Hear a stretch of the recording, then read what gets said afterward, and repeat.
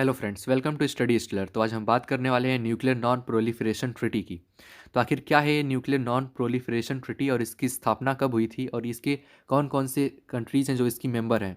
अगर आप इसके एम की बात करें तो आपको स्क्रीन पर साफ साफ दिखाई दे रहा है कि इसका एम जो है it is limiting the quantity of nuclear weapons world wide. यानी कि पूरे संसार में जो न्यूक्लियर वेपन्स की तादाद बढ़ रही है उसको रोकने के लिए इसके पीछे का जो उद्देश्य था वो यही था। तो आखिर इसकी स्थापना कब हुई थी इसके बारे में हम पूरी बात करेंगे। और आखिर इस एनपीटी पे इंडिया का स्टैंड क्या है और बाकी वर्ल्ड वाइड इसको लोग कैसे देखते हैं हम इसकी भी बात करेंगे। लेकिन इसको बनाने की आवश्यकता क्यों पड़ी। तो अगर हम बात करें तो आपको पता होगा कि जो सेकेंड वर्ल्ड वॉर था उसके पीछे की समाप्ति का कारण जो मुख्यतः माना जाता है वो ये माना जाता है कि जो यूएसए है जब उसने जापान के ऊपर दो एटम बॉम्ब गिराए जो कि 6 अगस्त और 9 अगस्त को गिरे थे, जिसको हम फैटमैन और लिटिल बॉय के नाम से जानते हैं, आप यहाँ पर देख सकते हैं। तो उन दोनों बमों के गिरने के बाद से वर्ल्ड वॉर सेकेंड की समाप्ति का कारण माना जाता है, क्योंकि उससे जापान में बहुत ही एक तरीके से कहें उस कंडीशन में बहुत ही ज़्यादा तबाही आई थी।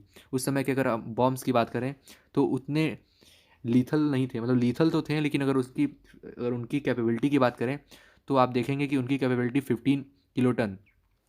और अगर अभी की बात करें तो आप देख सकते हैं कि आजकल के जो एटम बॉम्ब्स हैं उनकी कैपेबिलिटी कितनी बढ़ चुकी है। तो आप देख सकते हैं कि अगर आजकल इस ऐसे एटम बॉम्ब का इस्तेमाल होता है तो सिर्फ उस समय तो जापान के 2 शहर तबाह हुए थे, लेकिन अगर आज इसका इस्तेमाल जापान पे किया जाए तो पूरा का पूरा जापान तबाह हो सकता है। तो इस तरीके के इस पावर के एटम बॉम्ब्स आज अवेलेबल हैं।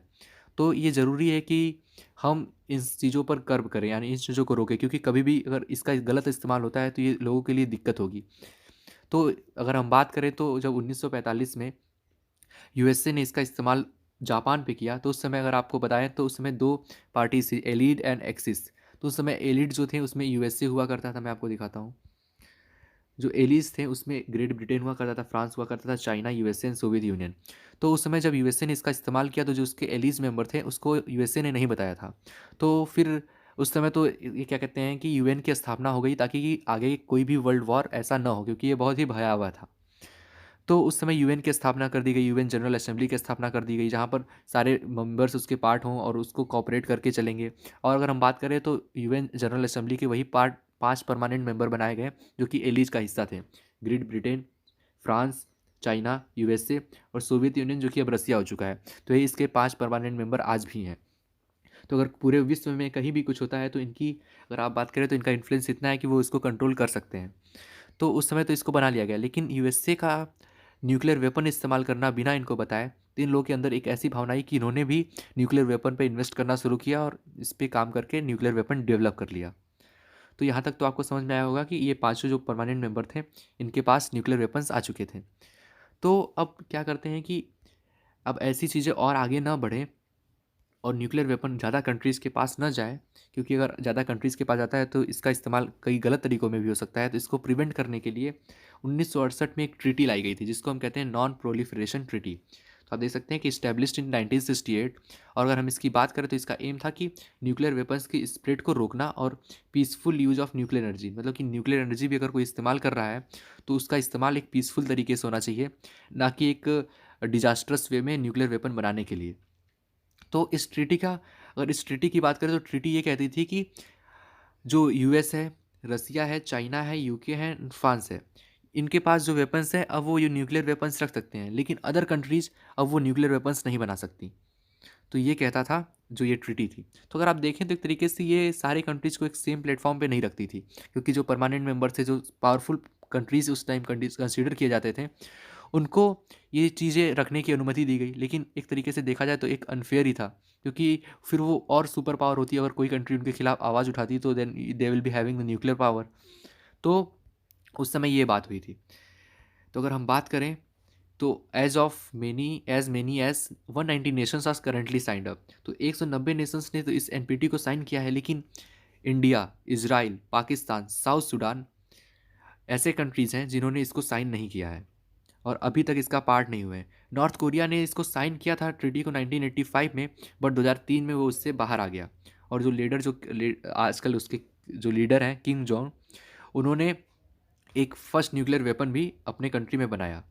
तो अगर बात करें तो ये 5 देश ऐसे हैं, आपसे पूछ सकता है कि कौन से ऐसे 5 देश हैं जो एनपीटी का हिस्सा नहीं है। तो India, Israel, Pakistan, south Sudan and North Korea.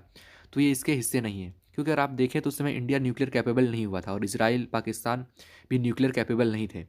लेकिन अगर आप बात करें तो आप जानते हैं कि इंडिया ने अपने 2 परीक्षण किए, जो कि एक पोखरण में हुआ था और दूसरा भी न्यूक्लियर परीक्षण जो हुआ था वो पोखरण में हुआ था। तो इंडिया ने अपने परीक्षण किए, उसकी भी कहानी मैं आपको आगे बताता हूँ, तो आपको समझ में आ गया होगा कि एनपीटी करती क्या है। तो आप यहाँ देख सकते हैं कि कौन सी ऐसी कंट्रीज़ हैं जो कि एनपीटी में उन्होंने साइन नहीं किया। तो एक नॉर्थ कोरिया हो गई, इंडिया हो गया, south Sudan, Israel and Pakistan. तो अगर हम बात करें तो उस समय इंडिया ने इसको ज्वाइन क्यों नहीं किया, तो अगर आप देखें तो मैंने आपसे पहले ही बता चुका हूँ कि treaty was totally unfair and was not treating every country on the same platform, क्योंकि ये सबको बराबर का एक मौका नहीं दे रही थी। जो परमानेंट मेंबर्स थे यूएन के और जो पावरफुल कंट्रीज उस टाइम थी, उनको ही न्यूक्लियर वेपन रखने की अनुमति दी जा रही थी। लेकिन बाकी कंट्री जैसे इंडिया हो गया, इंडिया के पास उस समय न्यूक्लियर वेपन नहीं था और उसके ऊपर वो रिसर्च भी नहीं कर सकता था अगर वो एनपीटी पे साइन कर देता।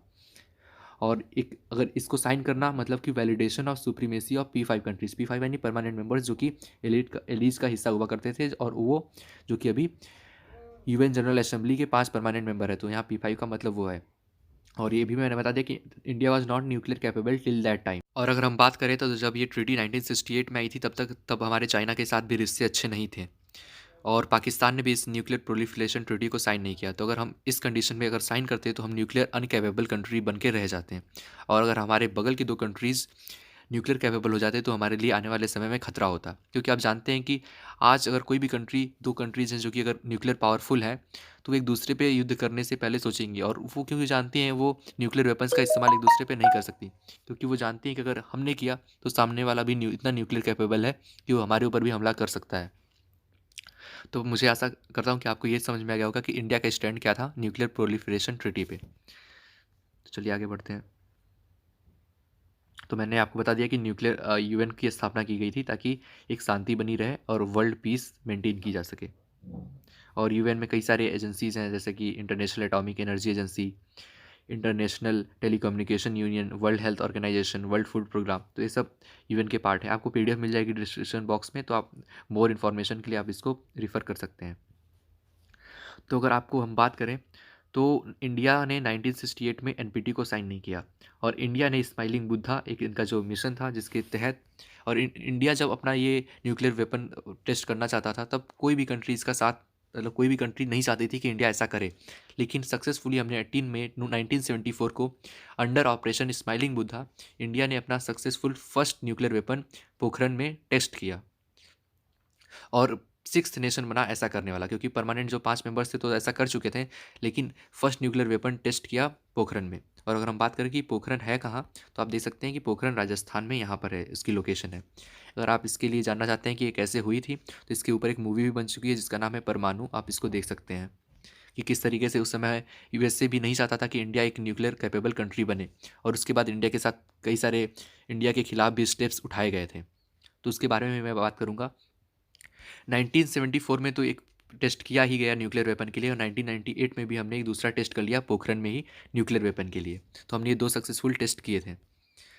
और अगर हम बात करें तो जब इंडिया ने ये कर लिया, पहला अपना पोखरण में टेस्ट किया 1974 में, तो न्यूक्लियर सप्लायर ग्रुप जो थे एक मल्टीनेशनल बॉडी है जो कि कंसर्न है कि न्यूक्लियर प्रोलिफरेशन, जो कि न्यूक्लियर चीज़ें बढ़ती जा रही हैं उसको कंट्रोल करे।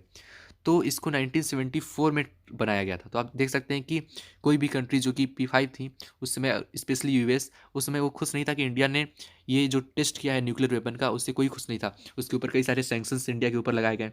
और जो न्यूक्लियर सप्लायर ग्रुप है, तो आप देख सकते हैं यहाँ पर लिखा हुआ है, it was set up in 1974 as a reaction to India's first successful nuclear test conducted on 18 May 1974 to control the use of nuclear material and limit the export of nuclear equipments, material और technology.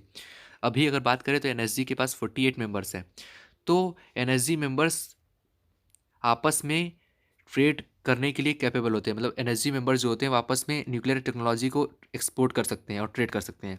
लेकिन उस समय ये कहा गया था कि nuclear supply group से इंडिया को कोई भी चीज़ सपोर्ट नहीं किया जाएगा, मतलब कि कोई भी चीज़ न्यूक्लियर वेपन के टेस्टिंग में जो भी इस्तेमाल की जाती है वो सारी चीज़ें इंडिया को सप्लाई नहीं की जाएंगी। तो उसके रिस्पॉन्स में बना था। आप सोच सकते हैं कि इंडिया का जो ये टेस्ट था वो किस क्रिटिकल कंडीशंस में इंडिया ने ये कारनामा करके दिखाया था। लेकिन इसके बावजूद भी एनएसजी के खिलाफ होने के बावजूद भी इंडिया ने अपना दूसरा टेस्ट पोखरण में सक्सेसफुली लॉन्च किया। और अगर हम बात करें तो अगर इंडिया एनएसजी का मेंबर बनता है तो इंडिया के लिए क्या क्या फ़ायदे हो सकते हैं, तो इंडिया अगर एनएसजी का मेंबर बनता है तो एटलीस्ट फर्स्ट ऑफ ऑल ये तो फ़ायदा होगा कि अगर इंडिया एनएसजी का मेंबर बनता है तो वो टेक्नोलॉजी शेयर कर सकता है न्यूक्लियर वेपन्स की और न्यूक्लियर एनर्जी की भी, तो इसके लिए एक फ़ायदा होगा। और आप अगर प्रॉपर नोट्स चाहते हैं तो आपकी वो नोट्स मिल जाएंगी। तो उस समय ऐसा भी हुआ था कि कई सारी कंट्रीज ऐसी थी जो कि इंडिया को सपोर्ट कर रही थी उस समय, और कई सारी कंट्रीज ऐसी थी जो इंडिया को सपोर्ट नहीं कर रही थी। तो अगर हम बात करें तो countries in support India's bid for NSG membership, तो अगर बात करें कि इंडिया कौन सी कंट्रीज ऐसी हैं जो कि इंडिया को एनएसजी मेंबरशिप में लाना चाहती हैं, तो अगर आप देखें तो US, France, UK, Switzerland, Mexico, Russia, South Africa चाहती हैं, लेकिन चाइना नहीं चाहता है। इवन न्यूजीलैंड ने भी सपोर्ट नहीं दिया था इंडिया को न्यूक्लियर सप्लायर ग्रुप का पार्ट होने के लिए। और अगर हम बात करें कि आज किस कंट्री के पास कितने न्यूक्लियर वार हेड्स हैं, तो अगर आप देखें तो जब 1985 के आसपास, 1985 से लेकर 1995 के समय, एक ऐसा समय आया था जब बहुत ही ज़्यादा न्यूक्लियर वार हेड्स कंट्रीज़ के पास हो चुके थे। और अगर हम अभी के टाइम बात करें तो टोटल 13,160 न्यूक्लियर वार हेड्स हैं, जिसमें सबसे ज़्यादा अभी रसिया के पास है, देन उसके पास यूएस के पास है। और अगर अभी हम बात करें तो हमारे पास 150 न्यूक्लियर वार हेड्स हैं।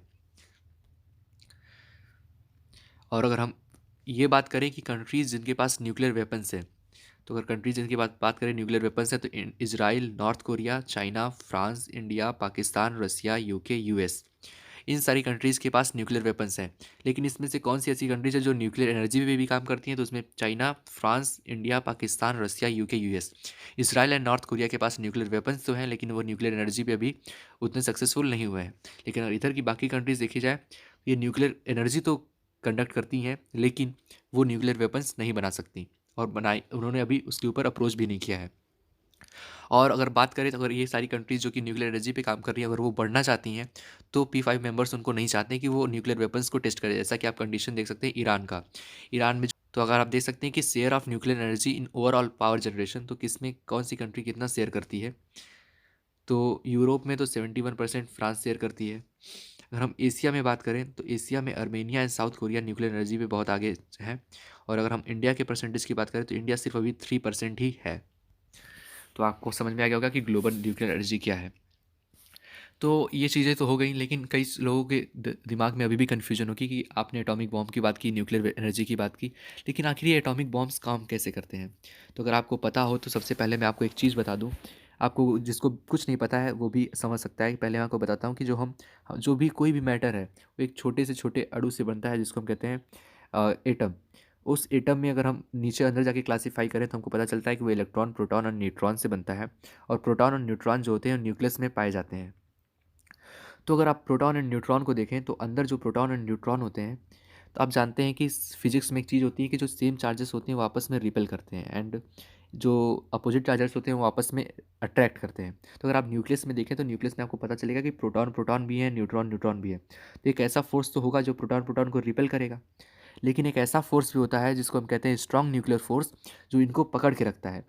लेकिन होता ऐसा है कि जब हम एटॉमिक नंबर 90 के ऊपर चले जाते हैं, अगर आप पीरियोडिक टेबल में देखें तो एटॉमिक नंबर जो 90 होता है, अगर हम उसके ऊपर चले जाते हैं तो हमको पता चलता है कि जो स्ट्रॉन्ग न्यूक्लियर फोर्स है उसको सरपास करने लगता है इलेक्ट्रिक रिपल्सन। मतलब न्यूक्लियर जो चार्जेस है उनके बीच का रिपल्सन जो है वो स्ट्रॉन्ग न्यूक्लियर फोर्स को ओवर पास करने लगता है, यानी कि उससे बढ़ जाता है, जिसकी वजह से ये अनस्टेबल हो जाते हैं। और वो चाहते हैं कि वो अपने आप से एनर्जी इमिट करके खुद स्टेबल होना चाहते हैं। इसी वजह से ऐसे एटम्स जो होते हैं, ऐसे जो मटेरियल्स होते हैं, ऐसे एलिमेंट्स होते हैं, उसको हम कहते हैं रेडियो एक्टिव एलिमेंट्स, जिसके अंदर यूरेनियम आता है। और हम यूरेनियम का ही इस्तेमाल करते हैं न्यूक्लियर वेपन्स में, और इस प्रक्रिया को हम कहते हैं फिजन। तो अगर हम एग्जांपल लें यूरेनियम का, तो यूरेनियम देखें तो हम उसमें एक न्यूट्रॉन इंट्रोड्यूस कराते हैं। तो न्यूट्रॉन इंट्रोड्यूस करने के लिए हम क्या कहते हैं, एक रिएक्शन का इस्तेमाल करते हैं। अगर आप उसको पढ़ना चाहें तो आप यहाँ पर इस्तेमाल किया हुआ है, आप उसको देख सकते हैं कि कैसे उसको इंट्रोड्यूस किया गया है। तो उसके बाद होगा क्या, होता ये है कि इसका न्यूट्रॉन इसमें जब ऐड होता है तो एक टू नाइन, देखिए आप यहाँ पर इसका जो एटॉमिक मास है 235 है, और जो एटॉमिक मास अभी हुआ वो 236 हो गया। लेकिन हुआ क्या कि ये छोटे छोटे पार्ट्स में टूट गया, बेरियम एंड क्रिप्टॉन। तो इसको मतलब कि ये बड़ा था, मतलब इसका एटॉमिक नंबर ज़्यादा था, लेकिन अब ये छोटे टुकड़ों में देखिए इसका एटॉमिक नंबर 56 यानी 90 से नीचे, इसका एटॉमिक नंबर 90 से नीचे यानी 36। तो ये अब स्टेबल हो जाएगा। लेकिन ये करता क्या है, कि ये अपने साथ 3 फ्री न्यूट्रॉन्स और जनरेट कर देता है। फिर ये न्यूट्रॉन्स इसके साथ रिएक्ट करेंगे, क्योंकि ऐसा नहीं होता कि एक ही एटम होता है ना यूरेनियम का, वो कई सारा होता है और वो बहुत देर तक चलती है एनर्जी। तो इसमें इतनी हाई एनर्जी रिलीज होती है जैसे कि वो किसी किसी भी चीज़ को डिस्ट्रॉय कर सकती है। लेकिन हम उसी को इस्तेमाल करते हैं, उसी को इस्तेमाल करके हम न्यूक्लियर एनर्जी भी बना सकते हैं, न्यूक्लियर एनर्जी का इस्तेमाल कर सकते हैं इलेक्ट्रिसिटी प्रोड्यूस करने में। तो इसी तरीके से एटम बॉम्ब भी काम करते हैं। तो आशा करता हूँ कि आपको ये पता चला होगा कि एटम बॉम्ब कैसे काम करते हैं, क्यों न्यूक्लियर फिजन होता है और स्ट्रॉन्ग न्यूक्लियर फोर्स, ये सब चीज़ें क्या होती हैं। और आपको और अच्छे से पढ़ना है तो इसकी पीडीएफ आपको डिस्क्रिप्शन बॉक्स में मिल जाएगी। और मैंने आपको बता दिया कि न्यूक्लियर क्लब में कौन है, किसके पास सबसे ज़्यादा वॉर हेड है।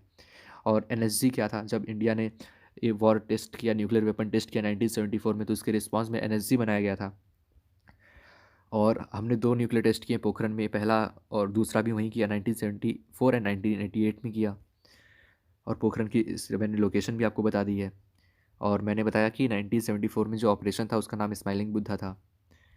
और यूएनओ क्यों बनाया गया था, और उस एलीज और एक्सिस में कौन कौन सी चीज़ें थी, कौन कौन सी कंट्रीज़ थी, तो कैसे पहले हमको यूएन की ज़रूरत क्यों पड़ी, फिर 1968 में क्यों ऐसा हुआ। और तब तक कि आप जानते हैं कि P5 मेंबर्स न्यूक्लियर कैपेबल हो चुके थे। तो आशा करता हूँ कि आपको नॉन प्रोलिफरेशन ट्रीटी पे जो भी एनालिसिस मैंने दिया है आपको पसंद आया होगा। तो चलिए आपसे मिलते हैं एक नए वीडियो में एक नए टॉपिक के